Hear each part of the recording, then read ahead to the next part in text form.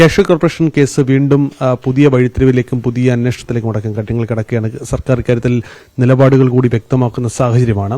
നമ്മളോടൊപ്പം ഉള്ളത് മുൻ കാഷ്യൂ കോർപ്പറേഷന്റെ ചെയർമാനായ ആർ ചന്ദ്രശേഖരനാണ്. ആരോഗ്യപരമായ പ്രശ്നങ്ങൾ കാരണം കുറച്ചുനാൾ ഒരു വിശ്രമത്തിന് ശേഷമാണ് വീണ്ടും അദ്ദേഹം കഴിഞ്ഞ ദിവസം പുറത്തുവന്ന വാർത്ത കേസുമായി ബന്ധപ്പെട്ട് അന്ന് പ്രതിപട്ടികയിലുണ്ടായിരുന്നത് പ്രോസിക്യൂട്ട് ചെയ്യാനുള്ള സർക്കാർ നിലപാടാണ്. വീണ്ടും പ്രോസിക്യൂട്ട് ചെയ്യേണ്ട എന്ന നിലപാടിലേക്കാണ് സർക്കാർ പോകുന്നത്. ഇല്ല, അതൊരു അത്ഭുതമുള്ള കാര്യമൊന്നുമല്ല. 2 പ്രാവശ്യം കേരള ഗവൺമെന്റ് ഈ കാര്യത്തിലൊരു നിലപാടെടുത്ത് ബഹുമാനപ്പെട്ട കേരള ഹൈക്കോടതിയെ അറിയിച്ചിരുന്നു. അതിനകത്ത് ചില ചില്ലറ ന്യൂനതകൾ കാണിച്ചുകൊണ്ട് വീണ്ടും പ്രോസിക്യൂഷൻ അനുമതി നിഷേധിക്കണമെങ്കിൽ അതിന് വ്യക്തമായ കാരണങ്ങൾ ബോധിപ്പിക്കണം എന്ന് പറഞ്ഞുകൊണ്ടാണ് ബഹുമാനപ്പെട്ട കോടതി സംസ്ഥാന സർക്കാരിന് സ്വാഭാവികമായിട്ടും അവർ തുടർച്ചയായിട്ട് എടുത്തു വരുന്ന നിലപാട്. അതിലേ ഒരു ഗവൺമെന്റ് ഉദ്യോഗസ്ഥൻ ഉണ്ടെങ്കിൽ ആ ഗവൺമെന്റ് ഉദ്യോഗസ്ഥനെതിരെ പ്രോസിക്യൂഷൻ ഫയൽ ചെയ്യുന്നതിന് സർക്കാരിന്റെ അനുവാദം വേണം. ഇതൊരു പുതിയ സംഭവമൊന്നുമല്ല, ഒരു സാധാരണ കാര്യം എന്നുള്ളതേ ഉള്ളൂ. ഞാൻ ബഹുമാനപ്പെട്ട കേരള ഹൈക്കോടതിയുടെ ഈ കശുവണ്ടി വികസന കോർപ്പറേഷനിലെ CBI അന്വേഷണം ഉത്തരവിടുന്നത് 10 വർഷക്കാലത്തെ അന്വേഷണമാണ്. അതിന് ആദ്യം കേരള ഹൈക്കോടതിയിൽ ഒരു വ്യക്തി, കൊല്ലത്തുള്ള ഒരു വ്യക്തി നിരന്തരമായി ഇങ്ങനെ പരാതികൾ അയച്ചയച്ച് കേരള ഹൈക്കോടതി ഇടപെട്ട് ഒരു ഉന്നതമായ അന്വേഷണ സമിതിയെ നിയോഗിച്ചു. കേരളത്തിന്റെ വ്യവസായ പ്രിൻസിപ്പൽ സെക്രട്ടറി ആയിരുന്ന PH കുര്യൻ IAS, കശുവണ്ടി മേഖലയുടെ വിദഗ്ധനായ ഒരു കാഷ്യൂ എക്സ്പോർട്ടിംഗ് പ്രൊമോഷൻ കൌൺസിലിന്റെ ഒരു വ്യക്തി, കേരള ഗവൺമെന്റ് ഒരു ചാർട്ടേഡ് അക്കൌണ്ടന്റ്, ഈ 3 പേരെയാണ് ചുമതലപ്പെടുത്തിയത്. അത് ഒരു ഫിനാൻഷ്യൽ ഇൻസ്പെക്ഷൻ വിങ്ങിന്റെ പരാതികൾ എന്നുള്ള റിപ്പോർട്ട് എന്നുള്ള നിലയിൽ അന്നത്തെ ഫിനാൻസ് സെക്രട്ടറി ആയിരുന്ന KM എബ്രഹാമിനെ അത് കോർഡിനേറ്റ് ചെയ്യാൻ ചുമതലപ്പെടുത്തി. ഇതാണ് എന്റെ അറിവിലുള്ള കാര്യങ്ങൾ പറയുന്നത്. അവർ റിപ്പോർട്ടൊക്കെ ഉണ്ടാക്കുന്നതിന് അവർ 10 വർഷത്തെ അന്വേഷിച്ച് റിപ്പോർട്ട് ഉണ്ടാക്കണമെങ്കിൽ naturally it will take it's on time. ആ സമയം കൊണ്ട് ഈ KM എബ്രഹാമിന് വ്യക്തിപരമായിട്ട് എന്തോ ഇക്കാര്യത്തിലൊക്കെ താല്പര്യം തോന്നുകയും, എനിക്കറിഞ്ഞൂടാ അതിന്റെ കാര്യം എന്താണെന്നുള്ളത്, കോട്ടയം തിരുവല്ല ബന്ധങ്ങളുടെ ഭാഗമായിട്ട് എന്ന് എനിക്കറിഞ്ഞൂടാ എന്താണെന്നുള്ളത്.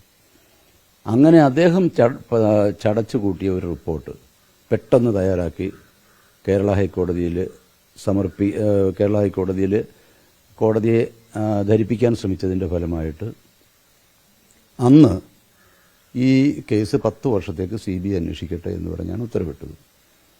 ഈ 2006 മുതൽ ഇങ്ങോട്ട് 2016 വരെയുള്ള കാലഘട്ടം. ആ കാലഘട്ടത്തിൽ 3.25 വർഷമാണ്, 3 വർഷം പ്ലസ് ആണ് ഞാനിരുന്നത്. ഞാനിരിക്കുമ്പോൾ 1 കിലോ തോട്ടണ്ടി പോലും വിദേശത്തുനിന്ന് ഞാൻ ഇറക്കുമതി ചെയ്തിട്ടില്ല. 2 ഗവൺമെന്റ് സെക്രട്ടറിമാർ ആ ബോർഡിലുണ്ട്. ഒന്ന് ഇൻഡസ്ട്രീസിന്റെ ഒരു അഡീഷണൽ സെക്രട്ടറി, ഫിനാൻസിന്റെ ഒരു അഡീഷണൽ സെക്രട്ടറി. എല്ലാവരും പങ്കെടുക്കുന്ന യുനാനിമസ് ഡിസിഷൻ അല്ലാതെ ഒരു തീരുമാനവും ഞാൻ ചെയർമാനായിട്ടിരിക്കുമ്പോഴുണ്ടായിട്ടില്ല. അപ്പോൾ ഇത്തരത്തിലുള്ള ഒരു സ്ഥാപനത്തിൽ 3 വർഷത്തിലധികം കാലം ചെയർമാനായി എന്നുള്ളതുകൊണ്ട് അതൊരു പൊളിറ്റിക്കൽ അപ്പോയിന്റ്മെന്റാണ്.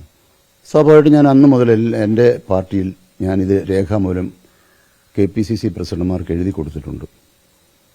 ഈ പാർട്ടി ചുമതലപ്പെടുത്തി നിയമിച്ച ഒരു വ്യക്തി എന്നുള്ള നിലയിൽ എൻ്റെ പേരിൽ ഇങ്ങനെ ഒരു ആരോപണത്തിന്റെ ഭാഗമായി വന്നിട്ടുണ്ടെങ്കിൽ പാർട്ടി കൃത്യമായിട്ട് ഇത് അന്വേഷിക്കണം. പക്ഷെ ആരും അതിനൊന്നും സമയമില്ല ആർക്കും. സ്വാഭാവികമായിട്ടും അത് എന്തോ ഒരു അന്വേഷണത്തിന് കേരള ഹൈക്കോടതി ഉത്തരവിടുന്നു. എനിക്കത് വളരെ സ്വാഗതം ചെയ്യുന്ന ഒരാളാണ്.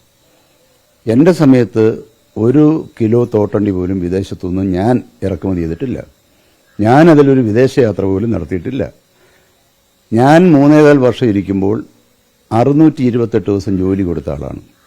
എനിക്ക് കേരളത്തിന്റെ ബഹുമാനീയ മുഖ്യമന്ത്രിയും വ്യവസായ മന്ത്രിയായിരുന്ന PK കുഞ്ഞാലിക്കുട്ടിയും എനിക്ക് ചെയർമാൻ പദവി ഏറ്റെടുക്കുമ്പോൾ എനിക്ക് തന്ന നിർദ്ദേശം, കശുവണ്ടി തൊഴിലാളികൾ പാവപ്പെട്ടവരാണ്, അവർക്ക് ആകെയുള്ള സർക്കാർ സഹായം എന്ന് പറഞ്ഞാൽ ജോലി കൊടുക്കുക എന്നുള്ളതാണ്. അപ്പോൾ പരമ്പരാഗത വ്യവസായ മേഖലയായ കശുവണ്ടി, കയറ്, കൈത്തറി, ഖാദി, ഈറ്റ, കാട്ടുവള്ളി തുടങ്ങിയ കളിമൺ നിർമ്മാണം അടക്കമുള്ളത് ഒരിക്കലും ഒരു ലാഭകരമായ ബിസിനസ് അല്ല സർക്കാരിനെ സംബന്ധിച്ച്. ആ പരമ്പരാഗത വ്യവസായ മേഖലയിൽ ഏറ്റവും പ്രധാനപ്പെട്ടതാണ് കയറും കശുവണ്ടി. ആ തൊഴിലാളികൾക്ക് കമ്മ്യൂണിറ്റി പ്രൊട്ടക്ഷൻ എന്നുള്ള നിലയിൽ ആ തൊഴിലാളികൾക്ക് ജോലി കൊടുക്കുക എന്നുള്ള പ്രയോറിറ്റിയാണ് ചെയർമാൻ എന്നുള്ള നിലയിൽ അന്നത്തെ ബഹുമാനപ്പെട്ട മുഖ്യമന്ത്രി തന്നിട്ടുള്ളത്. ഇവർക്ക് ജോലി കൊടുക്കണം. അപ്പോൾ എന്താ സ്ഥിതി? ജോലി കൊടുക്കണമെങ്കിൽ കേരളത്തിലെ കശുവണ്ടി കൊണ്ട് കേരള കശുവണ്ടി വികസന കോർപ്പറേഷനോ അല്ലെങ്കിൽ 800ഓളം കമ്പനികളോ നടത്താനുള്ള കശുവണ്ടി കിട്ടത്തില്ല. അതെല്ലാവർക്കും അറിയാവുന്നതാണ്. അങ്ങനെയുള്ള ആ സാഹചര്യത്തിൽ പരമ്പരാഗതമായി ഇത് തുടങ്ങിയ കാലം മുതൽ വിദേശ രാജ്യങ്ങളിലെ കശുവണ്ടിയാണ് ഇറക്കുമതി ചെയ്യുന്നത്. അപ്പോൾ വിദേശ രാജ്യങ്ങളിൽ ആഫ്രിക്കയിലടക്കമുള്ള സ്ഥലങ്ങളിൽ കശുവണ്ടി പാകമാകുമ്പോൾ ഇവിടെ ഫോർമാലിറ്റീസ് നോക്കിയിരുന്ന് സ്റ്റോർ പർച്ചേസ് മാനുവലും മറ്റുള്ളതൊക്കെ നോക്കിയിരുന്നാൽ കശുവണ്ടി കിട്ടത്തില്ല. അപ്പോൾ സ്വാഭാവികമായിട്ടും ഡെസ്റ്റിനേഷൻ എവിടെയാണോ അവിടുത്തെ ഇത് റൈപ്പാകുന്ന സമയത്ത് അപ്പോൾ ടെൻഡർ കൊടുത്ത് അതിന് പരമാവധി പ്രൊസീജിയർ നോക്കിക്കൊണ്ട് ചെയ്യുക എന്നുള്ളതേ ഉള്ളൂ. അക്രഡിറ്റഡ് ആയിട്ടുള്ള ഗവൺമെന്റ് ഡിക്ലെയർ ചെയ്ത ഏജൻസിയെ വെച്ചാണ് ഇത് പരിശോധിക്കുന്നത്. ഇതൊക്കെ കൃത്യമായിട്ട് ചെയ്തിട്ടുണ്ട്. ഇപ്പോൾ ഈ പരാതിക്കാരനടക്കം ആരോപിക്കുന്ന ഏറ്റവും പ്രധാനപ്പെട്ട ആരോപണം ഈ പ്രോസിക്യൂഷൻ അനുമതി അത് നിഷേധിക്കുന്നതിൽ പിന്നിൽ സർക്കാരും താങ്കളും തമ്മിൽ ഒരു ബന്ധമുണ്ടായതുകൊണ്ടാണ് എന്നുള്ളതാണ്. ഞാൻ ഇന്ത്യൻ നാഷണൽ കോൺഗ്രസിന്റെ ഉത്തരവാദിത്തപ്പെട്ട സ്ഥാനത്തിരിക്കുന്ന ഒരാളാണ്. ഞാൻ KPCC മെമ്പറാണ്, AICC മെമ്പറാണ്, INDCയുടെ ദേശീയ വൈസ് പ്രസിഡന്റും സംസ്ഥാന പ്രസിഡന്റുമാണ്. എൻ്റെ രാഷ്ട്രീയം എല്ലാവർക്കും വ്യക്തമുള്ളതാണ്. ഞാനൊരിക്കലും എൻ്റെ പാർട്ടി ഐഡിയോളജി വിടാൻ തീരുമാനിച്ചിട്ടുമില്ല. അപ്പം അതുകൊണ്ട് സ്ഥാനമാനങ്ങൾക്ക് വേണ്ടി ഒന്നും ഞാൻ ആരുടെയും പുറകിൽ നടക്കുന്ന ആളുമല്ല. വ്യക്തമാക്കാൻ ഞാൻ ആഗ്രഹിക്കുകയാണ്. എനിക്ക് വ്യക്തമായ കോൺഗ്രസ് പ്രത്യയശാസ്ത്രം കൃത്യമായിട്ടുള്ള ഒരാളാണ്. അപ്പം അതുകൊണ്ട് ഇടതുപക്ഷ ഗവൺമെൻറ്റും ഞാനുമായിട്ട് ഉള്ള ബന്ധമെന്ന് പറയുന്നത് ഒരു ഗവൺമെൻറ്റും ഒരു ട്രേഡ് യൂണിയൻ നേതാവും തമ്മിലുള്ള ബന്ധമാണ്. മാത്രമല്ല, അതിനുപരി 2004 മുതൽ 2009 വരെയുള്ള UPA ഒന്നാം കാലഘട്ടത്തിൽ കോൺഗ്രസ് ഇടതുപക്ഷ പ്രസ്ഥാനങ്ങളുമായി ചേർന്നുള്ള ഗവൺമെൻറ്റായിരുന്നു. ആണവ കരാറുമായി ബന്ധപ്പെട്ട് ഇടതുപക്ഷ പ്രസ്ഥാനങ്ങൾ ആ ഗവൺമെൻറ് പിന്തുണ പിൻവലിക്കുന്നു. 2009 വീണ്ടും തെരഞ്ഞെടുപ്പ് നടക്കുന്നു. അപ്രതീക്ഷിതമായി കോൺഗ്രസ് വീണ്ടും അധികാരത്തിൽ വരികയാണ്. ഇടതുപക്ഷ പിന്തുണ ഇല്ലാതെ അധികാരത്തിൽ വന്ന ഗവൺമെൻറ് സ്വാഭാവികമായിട്ടും ഒട്ടനവധി സമരങ്ങളെ നേരിടേണ്ടി വരുമെന്നുള്ള ബോധം ഇന്ത്യൻ നാഷണൽ കോൺഗ്രസിന്റെ നേതാക്കന്മാർക്കുണ്ടായിരുന്നു. അങ്ങനെ കോൺഗ്രസ് അധ്യക്ഷ ശ്രീമതി സോണിയാഗാന്ധിയും പ്രധാനമന്ത്രി മൻമോഹൻ സിംഗും വളരെ നേരം ആലോചിച്ചിട്ടാണ് INDCയുടെ 30ഓളം നേതാക്കന്മാരെ ഞാനടക്കം പ്രധാനമന്ത്രിയുടെ വസതിയിൽ വിളിച്ചു വരുത്തി 4-5 മണിക്കൂർ സമയം ചർച്ച ചെയ്ത് വിശാലമായ ഒരു ട്രേഡ് യൂണിയൻ ഐക്യം വേണം എന്ന് നിശ്ചയിച്ചത്. ആ ട്രേഡ് യൂണിയൻ ഐക്യത്തിനെ എതിർത്ത ആളാണ് ഞാൻ. ഡെറാഡൂണിൽ ചേർന്ന INDC വർക്കിംഗ് കമ്മിറ്റിയിൽ ശക്തമായി ഈ ഐക്യത്തെ എതിർത്ത ആളാണ് ഞാൻ. ഞാൻ പറയാം. അപ്പോൾ അന്ന് എന്നെ ബോധ്യപ്പെടുത്താൻ ശ്രമിച്ച ആള് ഇപ്പോഴും ജീവിച്ചിരിപ്പുണ്ട്. ഹരീഷ് റാവത്ത് എന്ന് പറഞ്ഞ കേന്ദ്ര തൊഴിൽ മന്ത്രിയാണ്. അദ്ദേഹം അന്ന് ഉത്തരാഞ്ചലുകാരനാണ്, മുഖ്യമന്ത്രിയായ ആളാണ്. അദ്ദേഹം എഴുന്നേറ്റ് ഇതിന്റെ ആവശ്യകത ബോധ്യപ്പെടുത്തി.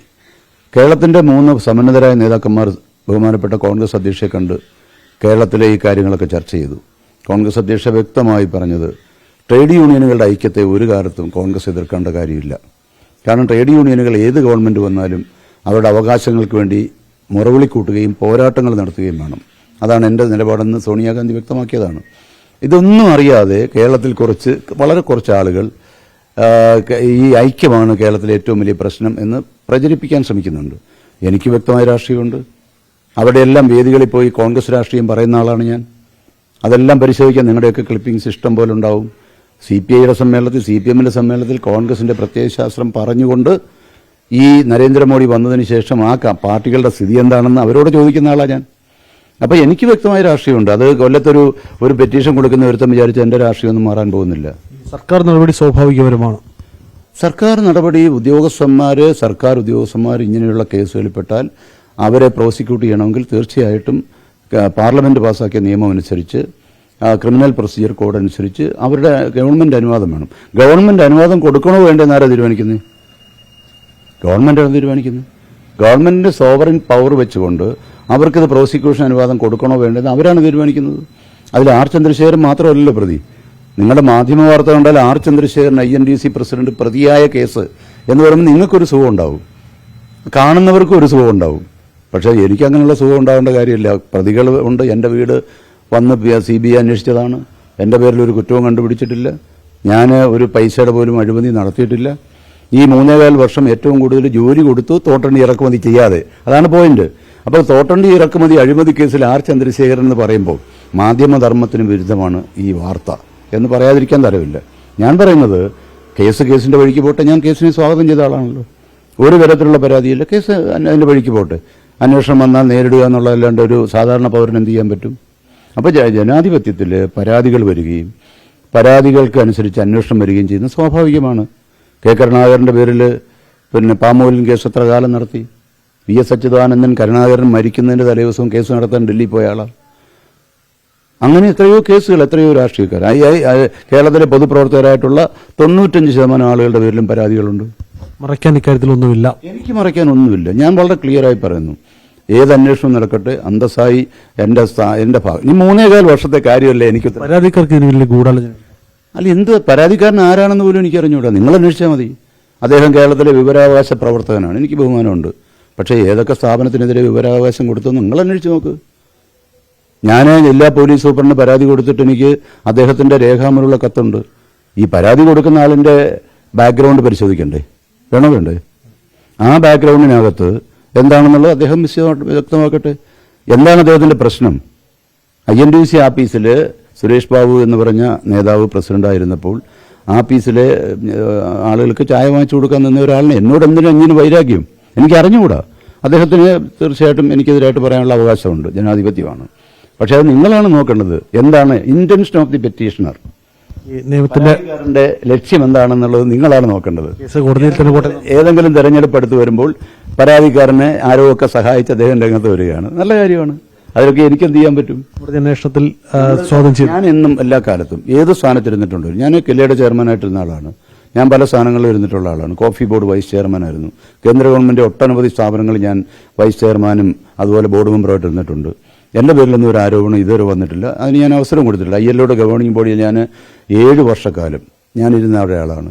ഞാൻ ഈ കൊല്ലത്ത് ബഹുമാനായ പെറ്റീഷൻ കൊടുക്കുന്ന അദ്ദേഹത്തിന്റെ അത്രയും വലിയ ആളൊന്നും അല്ലെങ്കിലും ഞാൻ ഈ സ്ഥാപനങ്ങളിലെല്ലാം ഇരുന്നിട്ടുള്ള ഒരാളാണ്.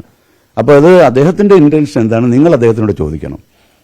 12 വർഷം ഇരുന്ന ഒരു നേതാവ് മാറിയതാണോ അദ്ദേഹത്തിന്റെ പ്രശ്നമെങ്കിൽ അത് അദ്ദേഹം പോയി പരിഹരിക്കട്ടെ. കോടതിയിൽ തന്നെ കേസ് നടക്കട്ടെ എന്നുള്ളത്. കോടതിക്ക് നടത്താതിരിക്കാൻ എന്താ മാർഗമുള്ള? കോടതി കേസ് നടക്കട്ടെ, മാന്യമായി കേസ് നടക്കട്ടെ. അതിനെ ഏത് അന്വേഷണത്തെയും സ്വാഗതം ചെയ്യും. വേറെ ഒന്നും പറയാനില്ല. സർക്കാർ ഒരു തീരുമാനം എടുക്കുന്നതിന് നിരവധി പ്രതികളുള്ള ഒരു കേസിൽ R ചന്ദ്രശേഖരന് മാത്രം എന്താണ് പ്രസക്തിയുള്ളത്? അതും 10 വർഷത്തെ അന്വേഷണത്തിൽ 3.25 വർഷം ചെയർമാനായിരുന്ന ഒരു മനുഷ്യൻ എന്ത് പ്രസക്തിയാവുള്ളത്? ആ സമയത്ത് ഇറക്കുമതി ചെയ്തിട്ടുണ്ടോ? ആ സമയത്ത് ബോർഡ് ഡിസിഷൻ യുനാനിമസ് അല്ലാതെ വന്നിട്ടുണ്ടോ? ആ സമയത്ത് കേരള ഗവൺമെന്റിന്റെ നിർദ്ദേശങ്ങളില്ലാതെ വാങ്ങിച്ചിട്ടുണ്ടോ? അപ്പം ഇതൊക്കെ ഒരു പ്രധാനപ്പെട്ട വിഷയമാണ്. എൻ്റെ മനസ്സിൽ തൊഴിലാളി പ്രവർത്തകൻ എന്നുള്ള നിലയിൽ എൻ്റെ മനസ്സിൽ ഞാൻ കൊല്ലത്തെ അല്ലെങ്കിൽ കൊല്ലം, തിരുവനന്തപുരം, പത്തനംതിട്ട, ആലപ്പുഴ ജില്ലകളിലെ കശുവണ്ടി തൊഴിലാളികളെ അവരുടെ ജീവിത രീതിയെ സഹായിക്കാൻ ശ്രമിച്ചു എന്നുള്ളത് മാത്രമേ ഉള്ളൂ. നാളെയും എൻ്റെ പ്രവർത്തനം അങ്ങനെ തന്നെ തുടരും. കേസിൽ ആശങ്കയില്ല. കേസ് ആ കോടതിയിൽ തന്നെ നടക്കട്ടെ എന്നുള്ളതാണ് സർക്കാർ നിലപാട്. സർക്കാരിന്റെ മാത്രം ഭാഗമാണ്. അക്കാര്യത്തിൽ തന്റെ ഇടപെടൽ ഉണ്ടായിട്ടില്ല. തനിക്കാര്യത്തിൽ യാതൊരു ആശങ്കയും എനിക്കില്ല എന്നുള്ളതാണ് R ചന്ദ്രശേഖരൻ വ്യക്തമാക്കുന്നത്. ആരോഗ്യം സുഖകരമെന്ന് വിശ്വസിക്കുന്നു, സുഖമായി തന്നെ ഇരിക്കുന്നു എന്നുള്ളതാണ്. കൊല്ലത്ത് നിന്ന് R. അരുൺ രാജ്, 24.